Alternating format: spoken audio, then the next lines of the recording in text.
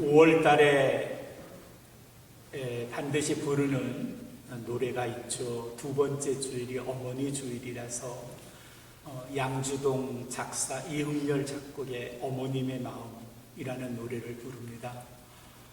그 노래를 부르면 양주동 씨가 물론 국문학자고 재담가고 상식이 많은 분인데 그럼에도 불구하고 그가 남자죠. 여자가 아니에요. 그래서 노래 가사에 어머님의 마음을 잘 풀긴 했는데 정말 어머님의 깊숙한 가슴 속에 있는 단어까지 그 마음까지 표현한 건가 하는 생각은 늘 듭니다. 다른 사람의 마음을 안다는 건 정말 쉽지 않은 것 같아요. 오늘 우리 민수기 6장 이정석 권사님 읽어주신 22절의 말씀에서 우리는 깜짝 놀랄 만한 하나님의 메시지를 발견합니다. 그건 하나님께서 당신의 마음을 그대로 우리에게 표현하시는 거예요. 뭐라고 표현하셨는가 하면 아론과 그의 아들들에게 이렇게 말하라 그랬는데 아론과 그의 아들들은 제사장들이에요. 그러니까 제사장에게 너는 가서 이스라엘 백성에게 이렇게 선포해라 그런 말씀인데 뭐라고 선포하는가 하면은 너희는 가서 이스라엘 백성들을 축복해라 23절에 그렇게 되어 있어요. 축복해라. 그리고 24절은 좀 더 구체적으로 여호와께서 너희를 축복하시고 지키시기를 그 다음에 말씀이 뭐죠? 원하신다. 누가 원한다? 내가 원한다? 하나님이 원하신다. 하나님이 감히 당신의 속마음을 우리에게 내가 정말 원하는 게 있는데 너희가 복을 많이 받았으면 좋겠어. 그리고 그러면 내가 너희를 항상 지켜줄 거야. 25절에는 여호와께서 너희에게 자비를 베푸시고 자비뿐만 아니라 은혜마저도 베푸시기를 그 다음에 뭐예요? 원하는 거예요. 원하는 게 내가 아니고 하나님이세요. 하나님이 원하신다 그러셨어요. 그리고 26절에는 하나님께서 당신의 속마음을 뭐라고 표시하시는가 하면 내가 너희를 바라볼 때마다 그냥 보는 게 아니고 인자가 가득한 눈길로 이게 뭔가 하면요 아버지가 어머니가 자기 자식을 바라볼 때 얼마나 그 속에 인자, 사랑이 가득 담겨 있어요. 할아버지 할머니가 손주 볼 때마다 그냥 사랑이 꽉 차 있어요. 그런 눈으로 하나님이 우리를 바라봐 주신대요. 그리고 게다가 우리에게 평화를, 평강을 주시기를 하나님이 원하신대요. 하나님이 당신의 마음을 이렇게 민수기 6장에서 모세를 통해 우리에게 말씀하셨어요. 하나님은 정말 우리를 축복하시길 원하세요. 그리고 우리가 그 복으로 행복하게 세상을 살기를 나보다 그분이 더 원하세요. 나보다 그분이. 근데 우리는 이런 하나님의 은혜를, 하나님의 복을 사실은 잘 받지 못해요. 창세기 1장 한 26절까지 보시면 하나님께서 삼라만상을 다 창조하시고 마지막에 누굴 창조하셨다? 아담과 하와를 창조하셨어요. 근데 28절 바로 그 다음에 인간을 창조하신 후에 첫 번째 하신 일이 뭔가 하면 하나님이 그들을 축복하셨다. 하나님이 아담과 하와를 창조하시고 하신 첫 번째 일이 축복이에요. 내가 하나님의 자녀가 되기만 하면 하나님이 나를 향하여 하실 첫 번째 일은 축복이에요. I bless you. I bless you. 나는 너를 축복한다. 혹은 I really want to be, you have a blessing. 나는 정말 네가 복으로 가득 차면 좋겠다. 이건 하나님의 마음이에요. 하나님의 마음. 하나님의 소원이 뭔가 하면 우리가 잘 되는 거예요. 행복하게 살고요, 기쁘게 살고요, 복되게 사는 거예요. 우리 권순희 권사님, 또 권희연 성도님, 가족들 모두에게 하나님이 바라시는 건 나는 너희가 잘 되면 좋겠어. 나는 너희를 축복해. 매일 아침마다 먼 거리 운전하시면서 열심히 일하시는 우리 노상문 집사님, 조재한 권사님, 운전대 잡으면서 가실 때마다 피곤해, 좀 쉬었으면 좋겠는데 이런 생각 들 때마다 하신 말씀, 상무나 재환아, 나는 너를 축복해. 너의 비즈니스도 너의 자녀들도 잘 될 거야. 왜냐하면 That is my wish. 그게 내 소원이니까. 하나님의 소원이래요.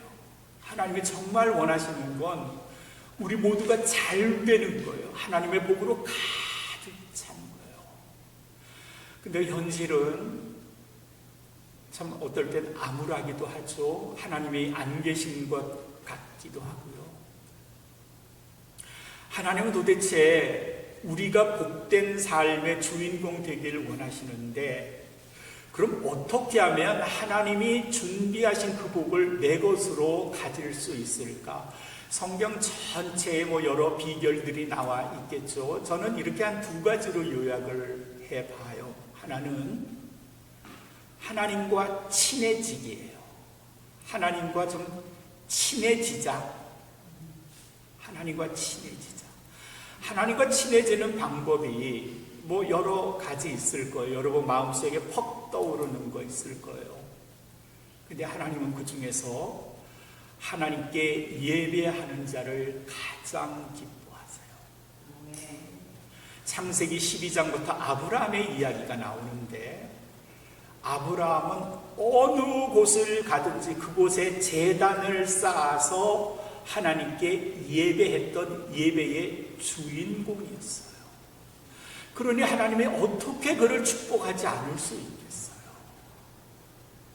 제가 아는 강재신 집사님이라는 분은 얼마나 신앙생활을 열심히 하시는지, 한 번은 토요일에 큰 짐을 가지고 집에 와서 밤에 그걸 가져가지고 주일날 아침에 그걸 다 정리를 하고 풀어 헤쳐야 하는데, 저는 주일날 예배 못 오시겠거니 했는데 웬걸 여느 때보다 더 일찍 나오셨어요.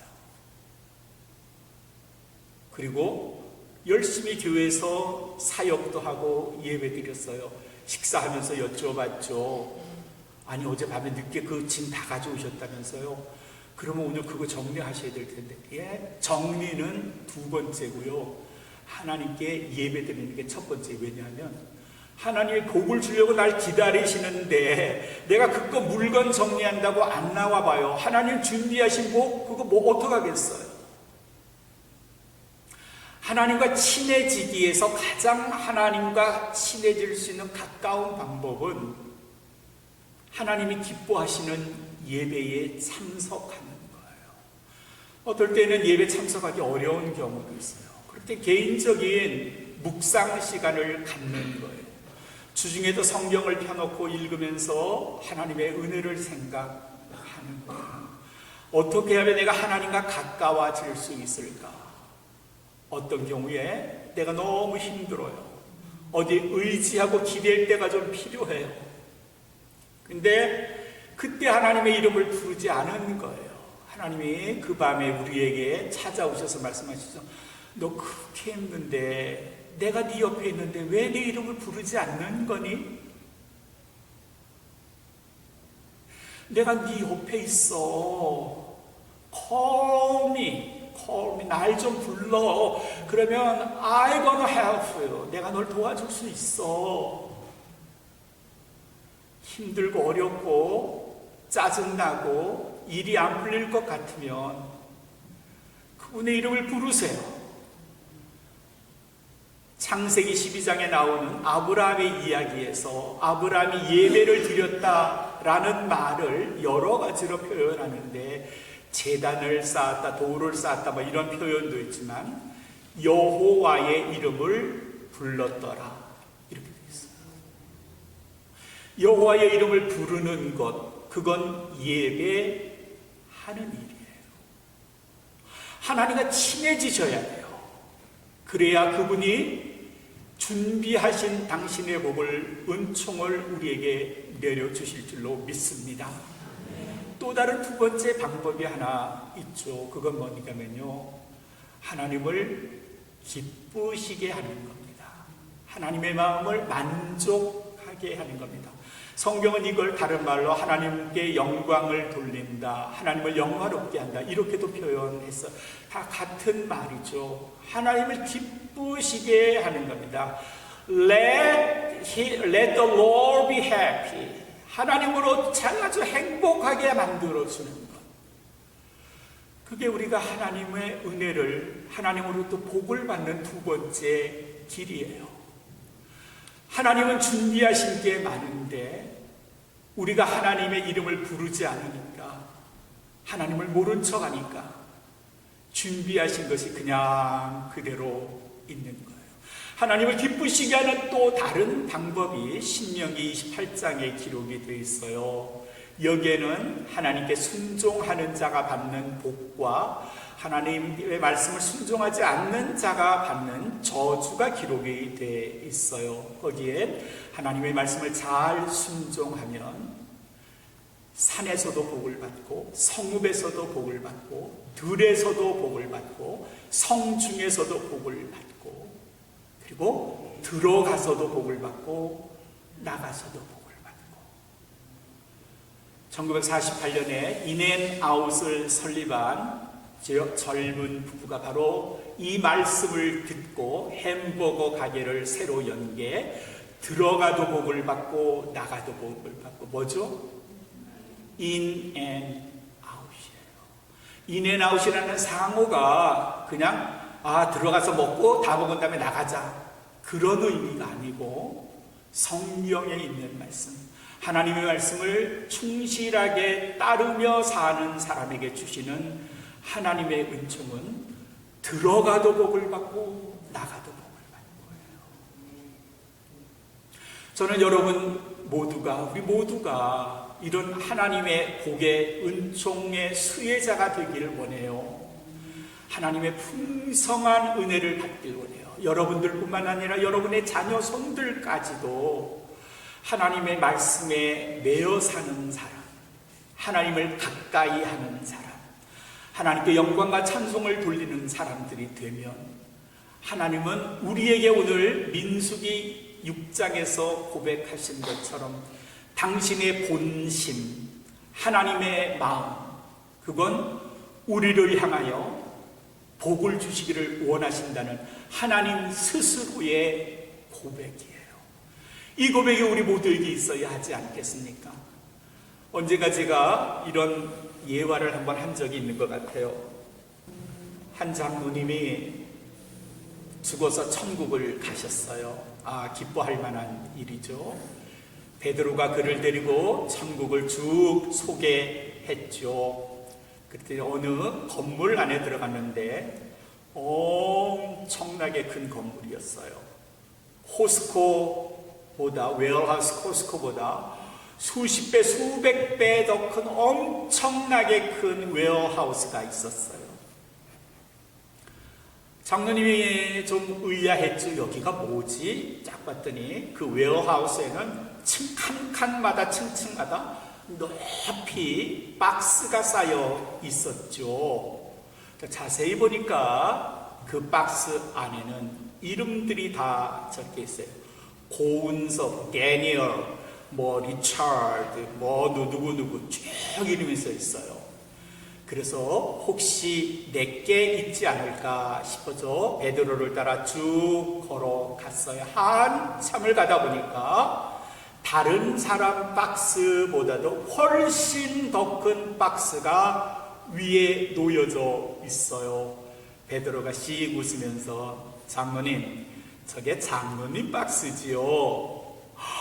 장로님이 기분이 너무 좋았어요. 다른 사람보다 엄청나게 큰 박스를 보면서 야, 내가 저거 다 갖는구나 했어요. 장로님이 그래 저걸 어떻게 꺼낼 수 있죠? 그랬더니 하하하하. 베드로가 웃으면서 말을 했어요. 장로님, 저건 드리는 게 아니라 장로님이 가지셔야 했던 겁니다.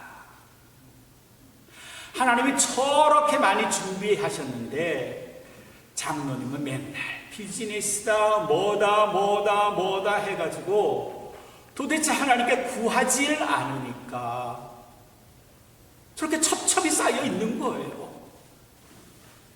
그 옆에 거 보세요.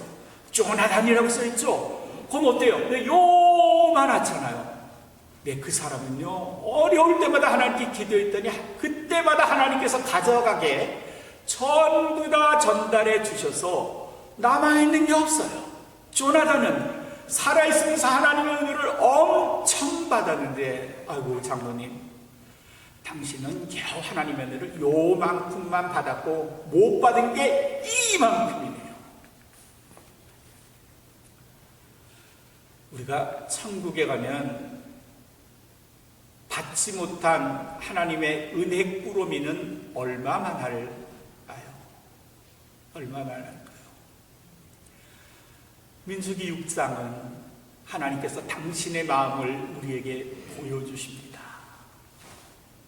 정테레사 집사, 난 네가 정말 잘 됐으면 좋겠어.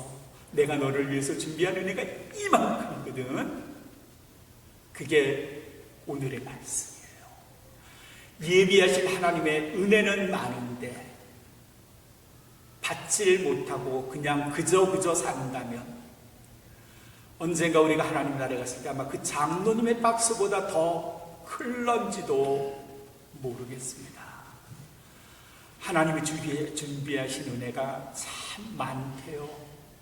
축복해 주시고요, 지켜주시고요, 자비로 그리고 은혜로 우리를 채워주시겠다고 하셨고요. 마치 부모님이 할아버지 할머니가 자식을 바라보는 그 인자 가득한 모습으로 우리를 바라보시고요. 우리를 어떤 상황에서도 평강 안으로 인도해 주시겠다 하셨어요. 이런 하나님의 마음을 잘 읽으셔서 사랑하는 성도 여러분, 위로부터 내리시는 하나님의 은혜와 축복이 여러분과 여러분의 가정, 여러분의 자녀들 머리 위에 넘쳐나시기를 주님의 이름으로 축원합니다.